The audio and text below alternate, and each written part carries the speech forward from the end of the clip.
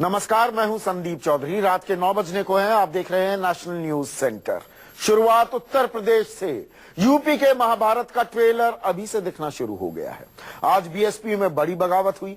BSP के senior नेता स्वामी प्रसाद मौर्य आज हाथी से उतर गए और पार्टी सुप्रीमो मायावती को दलित की नहीं, दौलत की बेटी बता दिया। लेकिन कुछ मिनट बाद ही मायावती ने मीडिया से कहा वो तो खुद ही मौर्य को निकालने वाली थी।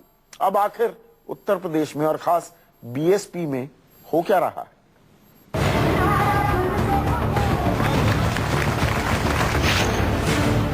सुश्री बहन मायावती जी बाबा साहब डॉक्टर अम्बेडकर और मानवर कांसीराम जी के विचारों की हत्या कर रही हैं। बाबा साहब डॉक्टर अम्बेडकर के विचारों का सौदा कर रही हैं। श्री स्वामी प्रसाद मौर्य ने खुद ही बीएसपी को छोड़कर किया है। जो जुबान कल तक बहन जी कहते नहीं थकती थी, अब वो मायावती की दलित राजनीति पर सवाल दाग रही है। विधानसभा चुनाव से पहले बीएसपी के मिशन 2017 को ये एक बड़ा झटका है। पार्टी के कद्दावर नेता स्वामी प्रसाद मौर्य ने मायावती पर सीधे टिकट बेचने का आरोप चढ़ दिया। और जिस तरीके से टिकटों की बड़े पैमाने पर नीलामी हो रही है, उससे बहुजन समाज पार्टी आज नीलामी का बाजार बन गया है। मायावती ने राजनीति के हर रंग देखे। उन्होंने स्वामी प्रसाद मौर्य पर परिवारवाद को बढ़ावा देने का तीर छोड़ दिया। इनको कुशीनगर से खड़ा किया और इन्होंने अपने लड़के को ऊंचाहार से टिकट दिलाया बीएसपी से, और लड़की को आगरा मंडल से टिकट दिलाया, अलीगढ़ मंडल से टिकट दिलाया, और अपने 2 बच्चों को, लड़की को भी टिकट दिलाया बीएसपी से और लड़के को भी दिलाया, खुद भी चुनाव लड़े।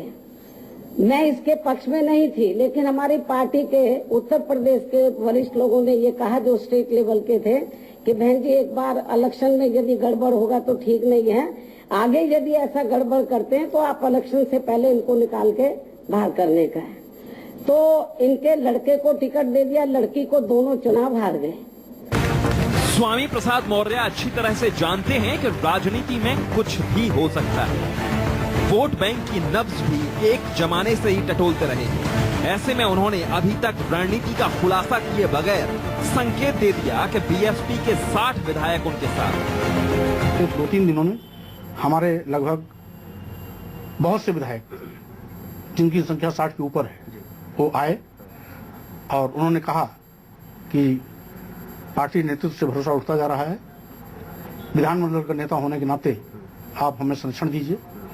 मैं आप में विश्वास दर्ज करता हूं और आगे का मार्गदर्शन आप करिए। मौर्य के हाथी से उतरने का भले ही मायावती ने नफा नुकसान का हिसाब लगा लिया, लेकिन वोटरों को यही संदेश दे रही हैं कि पार्टी का भला हो गया। श्री स्वामी प्रसाद मौर्य ने खुद ही बीएसपी को छोड़कर हमारी पार्टी के ऊपर बहुत बड़ा उपकार किया है। जैसे ही बीएसपी का किला तरका, तुरंत आजम खान और शिवपाल यादव बधाई देने पहुंच गए। समाजवादी सूरमाओं ने स्वामी पर डोरे डालना शुरू कर दिया। इस बात पर मैं, अगर आप प्रोसीडिंग्स निकालेंगे तो ये बार बार कहता रहा हूँ कि आप जैसे विचारक आदमी वहाँ सही नहीं है। आपको खुद सोचना चाहिए कि आपकी ये जगह नहीं है। तो अगर ऐसा उन्होंने कहा है तो जाहिर है बहुत दुखी होकर, बहुत पीड़ित होकर कहा वो।